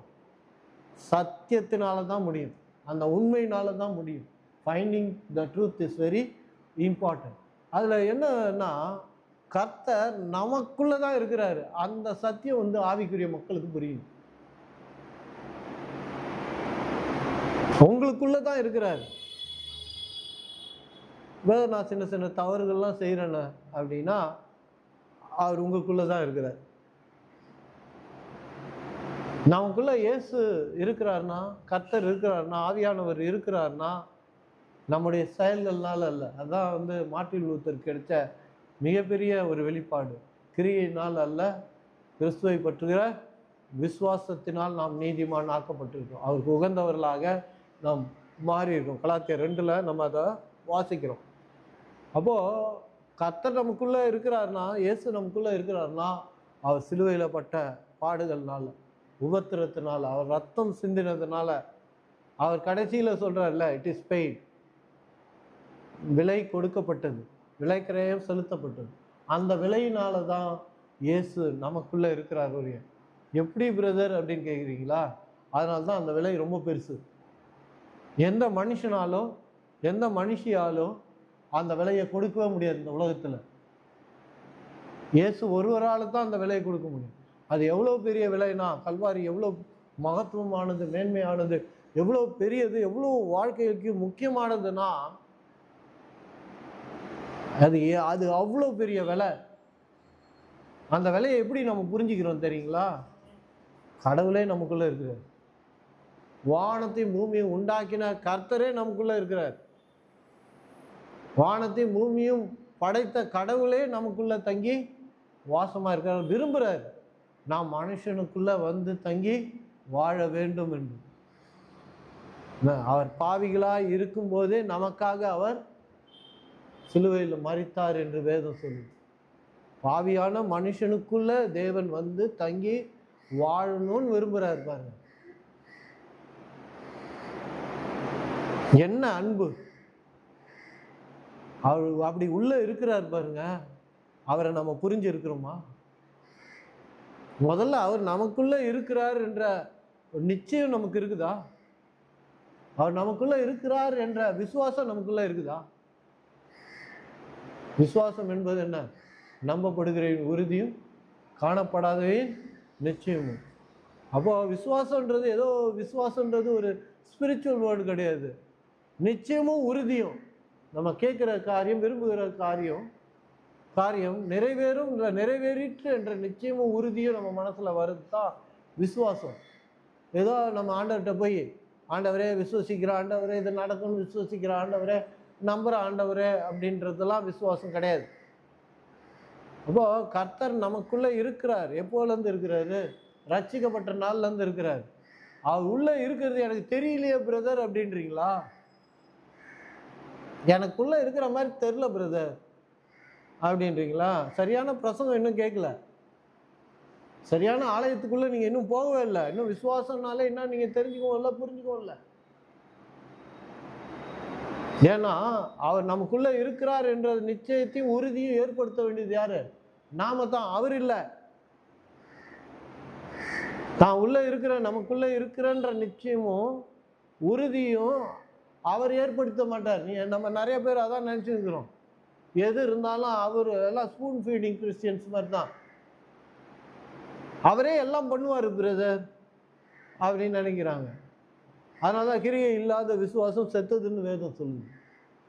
அது என்னன்னா, அவர் எப்படி விசுவாசம்னா என்ன, அந்த உறுதியும் நிச்சயத்தையும் நம்முடைய இருதயத்தில் எப்படி ஏற்படுத்தி கொள்வதுன்றதை போதிப்பார் ஒழிய நம் உள்ளத்தில் அவர் உறுதியும் நிச்சயத்தையும் அவர் ஏற்படுத்த மாட்டார். அவருடைய போதனையை கேட்டு நிச்சயத்தையும் உறுதியும் எப்படி ஏற்படுத்தி கொள்வதென்று நாம் அந்த பிரசங்கங்களை கேட்டு, இல்லை ஜெபிச்சு கர்த்தர் நமக்கு வெளிப்படுத்துகிறபடி, இல்லை நல்ல பிரசங்கங்களை, விசுவாசத்தை குறித்த நல்ல பிரசங்கங்களை கேட்டு நாம தான் உறுதியும் நிச்சயத்தையும் ஏற்படுத்தணும். அது நம்முடைய பாட்டு, நம்முடைய பகுதி. கர்த்தர் விசுவாசம்னா என்னன்னு சொல்லி கொடுப்பாரு ஒழிய விசுவசிக்க வேண்டியது நாம தான் கற்றுக்கொண்டு. இங்கே தான் பிரச்சனை ஏற்படுது, புரியுதுங்களா? அவரே உறுதியும் நிச்சயமும் ஏற்படுத்துவார்னா அப்புறம் நமக்கு என்ன விசுவாசம்? அப்போ அவர் உறுதியும் நிச்சயத்தையும் ஏற்படுத்த நமக்கு சொல்லி கொடுப்பாரு ஒழிய அவர் உறுதியும் நிச்சயத்தையும் ஏற்படுத்த மாட்டார். அதுக்குரிய போதனையை, அதுக்குரிய கற்றுக் கொடுத்தல கொடுப்பார். இன்னும் ஜபம்னாலே அழுவுறது, அப்படின்றது தான். கத்துறது, அப்படியே சாஷ்டாங்கமாக விழுந்து கிடக்கிறது, முட்டி போட்டுன்னு இருக்கிறது, கையை தூக்குறது, இதைத்தான் ஜபமும் விசுவாசமும் நினைக்கிறாங்க. ஜபம் என்பது என்ன? கர்த்தர் நமக்காக என்னென்னலாம் கொடுத்துருக்கிறார், என்னென்னலாம் தந்திருக்கிறார். இன்னும் கிறிஸ்தவங்களுக்கு கர்த்தர் என்ன கொடுத்துருக்கிறாருன்னே தெரியல. இனிமேல் தான் கொடுப்பாரு அப்படின்னு நினச்சின்னு இருக்கிறாங்க. எல்லாத்தையும் கொடுத்துருக்கிறாரு. அதெல்லாம் வாக்கு தத்துவமாக இருக்குது, வாக்குறுதியாக இருக்குது. கடவுள் ஒரு விஷயம் கொடுக்குறாருன்னா பொருளாக கொண்டாந்து கொடுக்கறது இல்லை, வாக்காக தான் கொடுக்குறாரு, வார்த்தையாக தான் கொடுக்குறாரு. உங்களுக்கு ஒரு ஃப்ரிட்ஜு வேணும்னா கடவுள் வந்து ஃப்ரிட்ஜை கொண்டாந்து இந்தாப்பா நான் கொடுக்குறேன், இல்லை நான் சொல்லிட்டேன் சரவணா ஸ்டோரில் நான் காசு கட்டிட்டேன் அது நாளைக்கு வந்து இறங்கும் அப்படின்னா கருத்தை சொல்கிறது கிடையாது. நான் ஐஸ்வர்யத்தை கொடுத்துருக்குறேன்னு வாக்கு தத்துவம் கொடுத்துருக்குறாரு. ஐஸ்வர்யம் வந்துச்சுன்னா அந்த வார்த்தையில் இருக்கிற ஐஸ்வர்யத்தை நீங்கள் எடுத்துக்கினீங்கன்னா அதை எப்படி எடுத்துக்கொள்வது? விசுவாசத்தினால்தான் எடுத்துக்கொள்வோம். சும்மா அழுவுறதுனால எடுத்துக்கொள்ள முடியாது, புலம்புறதுனால எடுத்துக்கொள்வதில்லை. நாம் நல்லா புரிஞ்சுக்கணும், we are covenant people. நம்ம சாதாரண ஆளு கிடையாது, நம்மோடு தேவன் உடன்படிக்கை பண்ணி இருக்கிறார். உங்க ஒவ்வொருத்தரோடும் தேவன் உடன்படிக்கை பண்ணி இருக்கிறாரு, சாதாரணமா பண்ணல. உங்களுக்கு பிரச்சனைனா நான் வந்து நிற்பேன் அப்படின்ற. உங்களுக்கு பிரச்சனைனா அது உங்களுடைய பிரச்சனை மட்டும் இல்லை, அது என்னுடைய பிரச்சனை அப்படின்றார். அதான் கவனன்ட். இந்த ஆப்பிரிக்காலாம் இந்த மிஷினரிஸ் எல்லாம் ஆப்பிரிக்காவுக்குள்ள போய் ஊழியம் செய்ய ஆரம்பிக்கிறாங்க. கடவுளே அறியாத, இன்னும் படிப்பறிவே இல்லாத ஆப்பிரிக்கா கண்டத்துக்குள்ளே போகிறாங்க. அவங்களுக்கு ஸ்கூலு கீழே எதுவுமே இருக்காது. அப்படிப்பட்ட மனிதர்களை மிஷினரிஸ் ரீச் பண்ணுறாங்க. மிஷினரியோட வேலை சாதாரண வேலை கிடையாது. நாங்களாவது பாஸ்டருக்கு நின்று போச்சு போயிடுறோம். அந்த மாதிரி காடுகளுக்குள்ளே போனது தான் ஆப்பிரிக்கா இன்னைக்கு எங்கே இருக்கிறாங்க பாருங்க. அப்படிதான் இந்தியாவுக்குள்ளேயும் சரி, அவர்கள் உள்ள நுழைஞ்சதுனால தான் இன்னைக்கு நம்ம சட்டை பேண்டெல்லாம் மாட்டின்னு இருக்கிறோம். பெண்கள் மேல் ஆடை அணிஞ்சதே வெள்ளக்காரன் வந்த பிறகு தான். அவன் கொடுத்த படிப்பு தான், அவன் கொடுத்த நாகரிகம் தான். ஆப்பிரிக்கா காடுக்குள்ள போகும்போது இவங்க எடுத்துன்னு போறாங்க பாருங்க, பைபிள்ல இருந்து எல்லா திங்ஸும் எடுத்துன்னு போவாங்க. அங்க இருக்கிறவங்க என்ன பண்ணுவாங்கன்னா, அது காடு இல்லையா, அங்க இருக்கிற மனுஷர்கள் எல்லாம் பார்த்த உடனே அதெல்லாம் திருட ஆரம்பிப்பாங்க, எல்லாத்தையும் எடுத்துக்குவாங்க. நீங்கள் வேனை விட்டு வந்தால் அடுத்த நாள் வேனே இருக்காது. அங்கே ஏதாவது பொருட்களை வச்சுட்டு வந்தீங்கன்னா இல்லை கொஞ்சம் நவந்தாலே யாராவது வந்து தூக்கின்னு ஓடுறோம். இந்த ப்ராப்ளத்தை எப்படி சால்வ் பண்ணுறதுன்னே அவங்களுக்கு தெரியல. உள்ளே போன மிஷினரிக்கு எப்படி இதை செய்யறதுன்னு தெரில. கொஞ்சம் எங்கேயா சாப்பிட்டாலும் எங்கேயோ வெளியே போயிட்டு வர்றதுக்குள்ளேயே எல்லாம் காண போயிடுதுல, அடித்து திருடிக்கிறாங்க. அப்புறம் பைபிள்லாம் எப்படி கொண்டு போய் சேர்க்கறது, இல்லை அவங்களுக்கு தேவையானவர்களை எப்படி கொடுக்கறது அப்படின்னு உங்களால் சொல்ல முடியல. அதுக்கப்புறம் தான் அங்கே இருக்கிற ஒரு ஆள் சொன்னாராம், கொஞ்சம் விவரமான ஆள் சொல்கிறாரு, நீங்கள் போய் இங்கே இருக்கிற ராஜாவோட லோக்கலில் இருக்கிற தலைவனோட ஒரு உடன்படிக்கை பண்ணுங்க. அப்படி நீங்கள் அவனோட ஒரு உடன்படிக்கை பண்ணீங்கன்னா அதுக்கு பிறகு இவங்க திருடுறாங்களா இல்லையான்னு பாருங்க. அதனால் நீங்கள் பார்க்க வேண்டியது அந்த ஊர் தலைவனையோ இல்லை ராஜாவையோ பார்த்து பேசுங்க, இந்த மாதிரி திருடுறாங்க நீங்கள் பாதுகாக்கணும். அப்படி போய் பார்த்து பேசின பிறகு அவங்க பொருளை எங்கே வச்சாலும் அந்த பொருள் அங்கேயே இருந்துதான். இந்த பிரச்சனையே தீர்வு காணப்பட்டது. உடன்படிக்கையின் முக்கியத்துவம் எது புரியுதா உங்களுக்கு? எவ்வளோ பெரிய கடவுளை நம்ம சேவிக்கிறோம். நம்ம நிறைய டைம் நம்ம என்ன நினைக்கிறோம், ஞாயிற்றுக்கிழமை ஆயிடுச்சு நம்ம ஆராதனைக்கு போகணும், வார்த்தையை கேட்கணும் அப்படின்னு தான் நினைக்கிறோமோ. அது எவ்வளோ பெரிய விஷயம் பாருங்க. தேவன் தம்முடைய உடன்படிக்கையை covenant people, we are covenant people. வாழ்க்கையில் பயம் சூழ்ந்து கொள்ளும் போது, பிரச்சனைகள் சூழ்ந்து கொள்ளும் போது, ஆபத்து நெருங்கும் போது, வியாதிகள் நம்மளை தொடும்போது நாம புரிஞ்சிக்க வேண்டியது, நமக்கு அசாதாரணமான தைரியத்தை கொடுக்கறது என்ன தெரியுங்களா? தேவன் நம்மோடு உடன்படிக்கை பண்ணியிருக்கிறார். அந்த உடன்படிக்கையை அவரே மீற மாட்டார். அந்த உடன்படிக்கையை தான் தேவனுடைய வார்த்தை, வாக்கு தத்துவம். ஒவ்வொரு வாக்கு தத்துவமும் மனுஷனோடு தேவன் கொண்ட உடன்படிக்கை தான். ஆக்சுவலாக புது வருஷத்துக்கு தான் போதிக்கணும். அந்த உடன்படிக்கை ஒவ்வொரு வாக்கு தத்தத்தையும் என்னோடு கடவுள் உடன்படிக்கை பண்ணி இருக்கிறார் என்பது தான் starting of prayer. Not trying, அது அழுவுறது கிடையாது. எமோஷ்னலாக அவரை பிளாக்மெயில் பண்ணிடலான்னு நினச்சின்னுக்கிறாங்க.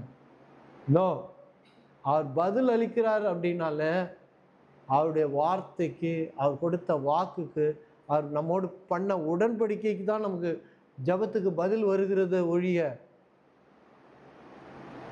நம்முடைய தேவைகளுக்காகவோ நம்முடைய பிரச்சனைகளுக்காகவோ நம்முடைய கஷ்டத்துக்காக கடவுள் பதில் சொல்லுகிறவரே கிடையாது.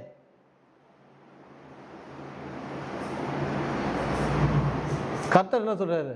என்ன எழுதி இருக்குது சொல்லு, உனக்கு என்ன உன்னோட நான் உன்கிட்ட உடன்படிக்கை புத்தகம். அதனால தான் வேதாகமத்தை கவர்னன்ட் புக்காக படிக்க கற்றுக்கொள்ளணும். சும்மா அப்படியே எடுத்து கதை மாதிரி படிக்கக்கூடாது. It's a கவர்னன்ட் book. இது என்ன சொல்றது, உடன்படிக்கையின் புத்தகம். ஒவ்வொரு வாக்கு தத்துவம் கிட்டத்தட்ட 8000 வாக்கு தத்துவம் இதுக்குள்ள இருக்கு.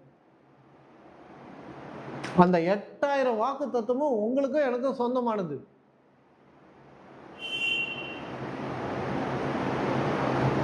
அந்த 8000 வாக்கு தத்துவமும் என்ன சொல்லுது? தேவன் நம்மோடு உடன்படிக்கை பண்ணி இருக்கிறார், எழுதி கொடுத்துருக்கிறாருங்க. அதை விட என்னங்க, நம்ம ஒரு இடம் வாங்குறோம்னா, ஒரு வீடு வாங்குறோம்னா என்ன செய்யணும்? எழுதி வாங்குறோம். ஏன் எழுதி வாங்குறோம்? அதுதான் ப்ரூஃபு, அது என்னுடைய இதுன்னு. கர்த்தரும் கூட இதோ உடன்படிக்கையின் புத்தகம் அது எழுதி கொடுத்துருக்கிறார். முதல்ல உடன்படிக்கையில் என்ன பண்ணி இருக்கிறாருன்றதை படிங்க. எல்லா பிரசங்கத்தையும் கேட்டுட்டு அழுவக்கூடாது. கிறிஸ்தவங்கன்னா அழுவுறது, கத்துறது, கூப்பாடு போடுறது, வெள்ளை சட்டை போடுறது, முட்டிக்கால் போடுறது, ரத்தம் வர வரைக்கும் போடுறது, வலிக்கிற வரைக்கும் போடுறது, கையை தூக்குறது, காலை தூக்குறது. உங்களோட கடவுள் உடன்படிக்கை பண்ணி இருக்கிறாரா அப்படின்னு உங்களுக்கு தெரியுதா? உடன்படிக்கையை படிங்க. நம்ம ஒரு பத்திரம் நம்ம கிரயம் பண்ணால் என்ன ஆகுது? அந்த பத்திரத்தை எழுத்து பிழை இல்லாமல் படிக்கிறோம். நம்ம பேர் பட்டபடி இருக்குதா? ஒரு எழுத்து மாறிடுச்சான்னு கூட நம்ம பார்க்குறோம் இல்லையா? எத்தனை ஸ்கொயர் ஃபீட்டு, எங்கேருந்து எங்கே கல் வைக்கக்குள்ள கரெக்டாக பார்க்குறோம். எதை வச்சு கண்டுபிடிக்கிறோம்? நீங்கள் வீடு கட்டின பிறகும் அந்த பத்திரம் தான் உங்களுக்கு கரெக்டாக இருக்கணும். உங்கள் வழிய வீடு இல்லை, வீடு அது மேலே கரெக்டாக வரணும். அப்போது நம்ம பத்திரத்தை படிக்கிறோம். கடவுள் நமக்குன்னு டீட். நீங்கள் எடுத்து அந்த விசுவாசத்தை பற்றி எழுதப்பட்டிருக்கு பாருங்க, எபிரேயர் 11:1 அதை டீடுன்னு சொல்லப்பட்டிருக்கு. நீங்கள் எடுத்து ஆம்பிளிஃபைடில் வாசிங்கன்னா தெரியும்.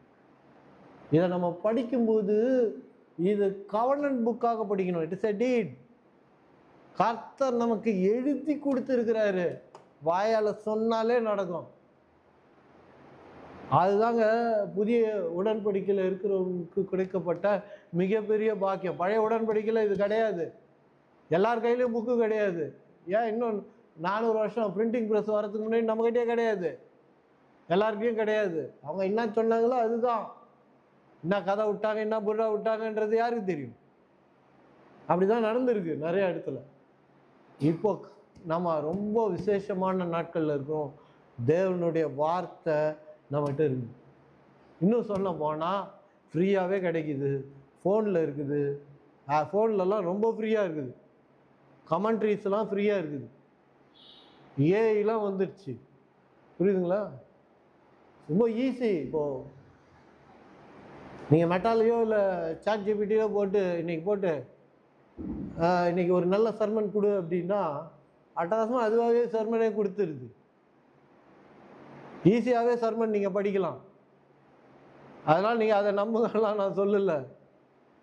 ஏன்னா நீங்கள் ஆலயத்துக்கு வரீங்க, அதை எப்படி அணுகணும், அதை எப்படி புரிஞ்சிக்கணும் அப்படின்றது நீங்கள் தெரிஞ்சுக்கலாம். ஆனால் நான் உங்களுக்கு சொல்கிறேன், ரைச்சியஸ்னஸ், நீதிமான்றதை நான் போட்டேன் மெட்டாவில் போட்டுட்டு நான் கேட்டேன், பைபிள் படி நீதிமான்லாம் என்னான்னு. நீங்கள் நம்பவே மாட்டீங்க, கரெக்டாக ரோமரை எடுத்து கரெக்டாக சொல்லிச்சு. நானே ஆச்சரியப்பட்டேன். இன்னைக்கு போதகர்களுக்கு தெரியாத ஒரு விஷயம் நிறைய போதகர்களுக்கு தெரியல. ரோமர்லேருந்து எடுப்பதே அவங்களுக்கு ரோமரே தெரியாது சொல்ல போனால். ஆனால் சாட் ஜிபிடிக்கு, மெட்டாவுக்கு எல்லாத்துக்கும் தெரியுது. இப்போது போட்டா வந்துடுது. ஆனால் நீங்கள் என்ன தான் வாசித்தாலும் தேவனுடைய ஆவி உங்களுக்கு கர்த்தர் கொடுத்துருக்குறார். அதை வச்சு நீங்கள் நிதானிக்கணும். நீங்கள் அவரால் பெற்ற அபிஷேகம் உங்களுக்குள்ள நிலைத்து இருக்கிறது. ஒருவரும் உங்களுக்கு போதிக்க வேண்டியதில்லை. அந்த அபிஷேகமே உங்களுக்கு போதிக்கும்னு வேதம் சொல்லுது. நல்லா கவனிங்க. நீங்கள் எதை படித்தாலும் உங்களுக்குள்ள அபிஷேகம் இருக்குது. அந்த அபிஷேகம் உங்களை சரியாக நடத்தும். அதனால் அதெல்லாம் கேட்க வேண்டாம்னு சொல்கிற ஆள் கிடையாது நான். நம்ம எவ்வளோ அட்வான்ஸ் ஆகுறோமோ, எவ்வளோ அட்வான்ஸ் போகுதோ இந்த உலகம், அந்த அட்வான்ஸ்மெண்ட்டோடு நம்ம ஓடணும். நம்ம ஆர்த்தடாக்ஸ் கிறிஸ்டியனாக மாறிடக்கூடாது, ரொம்ப பின்தங்கி விடக்கூடாது ஆவிக்குரிய வாழ்க்கையில். ஏன்னா இது லைஃப் இஸ் ஸோ ப்ரீஷியஸ் இல்லையா? நான் வந்த வாழ்வு கொடுக்கும்படியாக, அது அபேண்டன்ட்டாக, நிறைவாக, அதிகமான ஒரு வாழ்வை நீங்கள் வாழணுன்றதுக்காக இந்த பூமிக்கு வந்தேன் அப்படின்னு இயேசு சொல்கிறார். அப்போது நம்ம தெரிஞ்சுக்கணும், தேவன் நம்மை அபிஷேகித்திருக்கிறார். உடன்படிக்கை தான் பேசிகிட்டு இருக்கோம். முதல்ல இந்த உடன்படிக்கையை படிங்க. 1ஆம் தேதி ஆனவுடனே வாக்கு தத்தம் கொடுப்பாங்க, ஒரு கார்டு கொடுப்பாங்க அப்படின்னு வந்துடாதீங்க. தேவன் வாக்கு தத்தம் பண்ணார்னா ஏதோ ஒரு கார்டு கொடுத்தாருன்னு நினச்சிக்காதீங்க. ஞாயிற்று போன பிரதர் 1ஆம் தேதி ஒரு கார்டை வாங்கிட்டு வந்தான் பிரதர், அதான் கர்த்தர் கொடுத்தாரு பிரதர் அப்படின்னீங்கன்னா கவர்னன்ட்டே உங்களுக்கு புரியலன்னு அர்த்தம். இந்த புஸ்தகத்தில் இருக்கிற வாக்கு தத்தங்கள் எல்லாம் நமக்காக எழுதப்பட்டிருக்கு. It is a கவர்னன்ட் book. வருவோம், டைம் ஆயிடுச்சு. ஆக்சுவலாக 2 நாளாகவும் 20வது அதிகாரம் தான் கண்டினியூ பண்ணணும். ஆவியானவர் இன்னைக்கு வருஷ கட்சியில் இருக்கோம் இல்லையா, அதனால் குறித்து பேசுகிறாரு. சரி, சங்கீதம் 25க்கு வரணும். அது சொல்கிறார் பாருங்க. 25ல் நான் முதலே சொன்னேன், பயந்தவர்கள் என்ற இடத்துல பிள்ளைகள் என்று நம்ம போட்டுக்கலாம் இல்லையா? நினைக்கிறேன் உங்களுக்குள்ளே இருக்கிற அபிஷேகம் அதை ஓகே சொல்லுன்னு நினைக்கிறேன். 25:14 கர்த்தருடைய ரகசியம் அவருடைய பிள்ளைகளிடத்தில் இருக்கிறது, அவர்களுக்கு தம்முடைய உடன்படிக்கையை தெரியப்படுத்துவார். ஹலோ, அதே ஒரு ஸ்பெஷலாக சொல்கிறார் பாருங்க, உடன்படிக்கையை தெரியப்படுத்துவேன். கவர்னன்ட்டை நான் தெரியப்படுத்துவேன். நான் உங்களோடு கொண்ட உடன்படிக்கையை உங்களுக்கு நான் வெளிப்படுத்துவேன். உடன்படிக்கை கூட எல்லாருக்கும் வெளிப்படுவதில்லைன்னு நான் நினைக்கிறேன். கர்த்தர் சொல்றார் பாருங்க, தாம் பிள்ளைகளுக்கு உடன்படிக்கையை அவர் தெரியப்படுத்துகிறார் என்று வேதம் சொல்லுது. இப்போ நாம் உடன்படிக்கையின் மக்கள். கர்த்தரிடத்துல போய் அழுவ வேண்டியதில்லை, புலம்ப வேண்டியதில்லை, கஷ்டப்பட வேண்டியதில்லை. உடன்படிக்கையில் என்ன எழுதி இருக்கிறார் அதை நாம் நினைவு கூர்ந்தாலே போதும். ஆண்டவரே, என் கூட நீங்கள் ஒரு உடன்படிக்கை பண்ணியிருக்கீங்க, வியாதிகள் வரும்போது நீங்கள் சுகப்படுத்துவேன்னு சொல்லியிருக்கீங்க. அது எங்கே எழுதியிருக்குன்னா, அவருடைய தழும்புகளால் நான் சுகமானேன்னு எழுதியிருக்குது. 1 பேதுரு 2வது அதிகாரம் 24வது வசனம், அவருடைய தழும்புகளால் நீங்கள் குணமானீர்கள். அப்போ வியாதிஸ்தர்களுக்கு கவர்னன்ட்டில் எழுதியிருக்கிறார், நோயாளிகளுக்கு கவர்னன்ட்டில் எழுதியிருக்கிறார், அவருடைய தழும்புகளால் நீங்கள் குணமானீர்கள் என்ற வார்த்தையை அவர் எழுதியிருக்கிறார். நம்ம இந்த கவர்னன்ட்டை படிக்காமல் அதை தேவனிடத்தில், ஆண்டவரே என்னோடு நீர் ஒரு உடன்படிக்கை பண்ணியிருக்கிறீர், அந்த உடன்படிக்கையில் இது எழுதப்பட்டிருக்கு,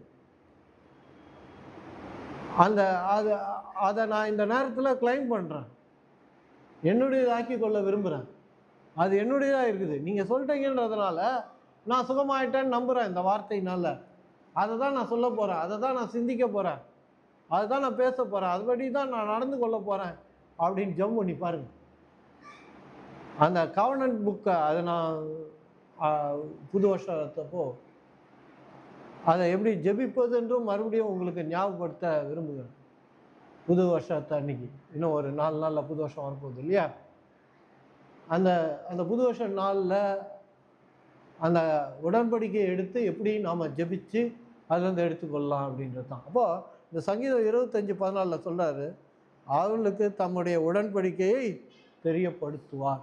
இன்றைக்கும் நிறைய ஆவிக்குரிய மக்கள் குறையில்லை, குறையா சொல்ல, இது கவர்னன்ட் புக்குன்னு தெரியல, தேவன் தன்னோடு உடன்படிக்கை பண்ணியிருக்கிறார் அப்படின்னு தெரியல. சில பேருக்கு உடன்படிக்கை தெரியுது, ஆனால் பழைய உடன்படிக்கை புதிய உடன்படிக்கையும் வேறன்றது தெரியறதே இல்லை. பழைய உடன்படிக்கை வெறும் கல்லினாலான உடன்படிக்கை தான், அது வெறும் ஒரு உடன்படிக்கை தான். ஆனால் ஆட்டுக்கிடாவின் இரத்தத்தினால் உண்டான, அது ஒரு மிருகத்தினால் உண்டான இரத்தத்தினால் உண்டான உடன்படிக்கை, அது பழைய உடன்படிக்கை. ஆனால் புதிய உடன்படிக்கை இயேசுவின் இரத்தத்தினால ஏற்பட்ட ஒரு உடன்படிக்கை. அதனால்தான் புதிய உடன்படிக்கை ரொம்ப விசேஷமான உடன்படிக்கை. அந்த உடன்படிக்கையில் நாம் வாழ்கிறோம், அதை வாழ்கிறதுனால நாம் பாக்கியம் பெற்று இருக்கிறோம். சரி, இந்த பேர் மத்தேயு, அங்கே தானே ஆரம்பித்தோம். இயேசு மத்தேயு 16, இயேசு அவனை நோக்கி, யோனாவின் குமாரனாகிய சீமோனே, நீ பாக்கியவான், உன்னுடைய ஆவியில தேவனுடைய வெளிப்பாடு வந்திருக்கிறது. தேவன் உனக்கு ஆவியில வெளிப்படுத்துகிறார். தேவன் ஆவியில வெளிப்படுத்துறாருன்னா அவர் வெளிப்படுத்தும் போது அதை புரிஞ்சுக்க ட்ரை பண்ணணும், அதை பொக்கிஷமாக நினைக்கணும். அதை வெளிப்பாட்டை தேவன் கொடுக்கும்போது ரொம்ப என்ன சொல்கிறது, கவனமாக இருக்கணும், அதை நல்லா புரிஞ்சிக்கணும். சில சமயத்தில் எழுதி கூட நீங்கள் வச்சுக்கலாம். கர்த்தர் உங்கள்கிட்ட பேசினார் மட்டும் இல்லை, அவர் தம்முடைய ரகசியத்தை உங்களுக்கு சொல்கிறார். யார்கிட்ட ரகசியத்தை சொல்லுவீங்க நீங்கள்? ரொம்ப ஐக்கியப்பட்ட மனுஷனோட தான், நம்புகிற மனுஷன்கிட்ட தான் உங்களுடைய ரகசியத்தை சொல்லுவீங்க இல்லையா? கர்த்தரும் அப்படி தான், உங்களை நம்புறாருன்றதை புரிஞ்சிங்க. உங்களோட ஐக்கியப்பட்டிருக்கிறார், உங்களை நேசிக்கிறார், அதனால தான் அவர் தம்முடைய ரகசியங்களை உங்களுக்கு சொல்கிறார். போயிடும் கொஞ்சம். மேலும் நான் உனக்கு சொல்லுகிறேன், நீ பேதுருவாய் இருக்கிறாய். பேதுருனா கல். இந்த கல் என்பது வெளிப்பாட்டின் அறிவு குறிப்பிடுகிறது. கல்லின் மேல் என் சபையை கட்டுவேன், பாதாளத்தின் வாசல்கள் அவைகளை மேற்கொள்ளாது. வாசல்கள் என்பது டெவில்ஸ் அத்தாரிட்டி அப்படின்னு ஒரிஜினல் வருது. மேலும் நான் உங்களுக்கு சொல்லுகிறேன், நீ பேதுருவாய் இருக்கிறாய், இந்த கல்லின் மேல் என் சபையை கட்டுவேன். வெளிப்பாட்டின் மேல் என் சபையை கட்டுவேன். சபைன்றது கட்டணம் கிடையாது இல்லையா? வெளிப்பாட்டினால அமைந்திருக்கணும். தேவன் நமக்கு வெளிப்பாடுகள், ஆவியில் உங்களுக்கு வெளிப்பாடு வருதா? ஒவ்வொருத்தருக்கும் நீங்கள் தான் சபை. உங்கள் மேலே தான் கடவுள் சபையை நீங்கள் தான் அந்த அவருடைய ஆலயம். சொல்கிறாரு, கல்லின் மேல் என் சபையை கட்டுவேன், பாதாளத்தின் வாசல்கள் அதை மேற்கொள்ளாது. இந்த நானே எழுதியிருக்கேன் கீழே ஒரிஜினல்லேருந்து. வாசல்கள் என்றது டெவில்ஸ் அத்தாரிட்டி, பிசாசின் அதிகாரம் நம்மளை மேற்கொள்ளாது. பிசாசு அதிகாரம் பண்ணுறான் பாருங்க ஒவ்வொருத்தருடைய வாழ்க்கையில. இன்னைக்கு உலகத்தில் இருக்கிற ஒவ்வொரு மனுஷனையும் கண்ட்ரோல் பண்ணுறான், அவனுடைய அதிகாரத்தை செலுத்துகிறான் அவன் மேலே. நான் சொல்கிறது தான், எனக்கு கீழே தான் இருக்கணும், நான் கொடுக்குற பிரச்சனையிலேருந்து நீ வெளியே வர முடியாது, நான் தான் உனக்கு அதிகாரின்ற மாதிரி இருக்கிறேன். ஆனால் இங்கே வசனம் சொல்லுது, தேவன் நமக்கு கொடுக்குற ஒவ்வொரு வெளிப்பாடும் பிசாசை, அது அவனுடைய அதிகாரத்தை ஒன்றும் இல்லாமல் ஆக்கும். இன்னும் சொல்ல போனால், வெளிப்பாடு உள்ள மனுஷனாக நீங்கள் இருப்பீங்கன்னா பிசாசுனால ஒன்றுமே செய்ய முடியாது. அவனுடைய அதிகாரத்தை உங்கள் மேலே வைக்கவே முடியாது, அவன் அதிகாரம் பண்ணவே முடியாது. ஏன்னா கர்த்தருடைய வெளிப்பாடு அவனுடைய அதிகாரத்தை நிர்மூலமாக்கிடும். அதனால தான் நம்முடைய ஆவியில் வெளிப்பாடு உண்டாகணும். ரெண்டாவது, வெளிப்பாடு உள்ள பிரசங்கங்களை கேட்கணும். நான் எப்போவுமே விரும்புறது என்ன தெரியுங்களா? தேவனுடைய வெளிப்பாடு உள்ள பிரசங்கத்தை நான் கேட்கணுன்றது தான். அது யார் போதித்தாலும் சரிதான். அவங்க கிட்ட இருந்து அந்த வெளிப்பாடை பெறும். ஒரு போதனையை கேட்குறேன்னா அதில் ஒரு வெளிப்பாடாவது இருக்கணும். அந்த வெளிப்பாடு தான் நம்ம வாழ்க்கையில் இருக்கிற பிரச்சனைகளை, கஷ்டங்களை, துன்பங்களை, வியாதிகளை, நோய்களை, பலகீனங்களை ஒன்றும் இல்லாமல் ஆக்கி போடும். அதனால தான் கர்த்தர் சொல்கிறாரு, வெளிப்பாட்டின் மேலே உங்கள் வாழ்க்கையை நான் கட்டுவேன். எல்லாரும் எழுந்து நிற்போம்.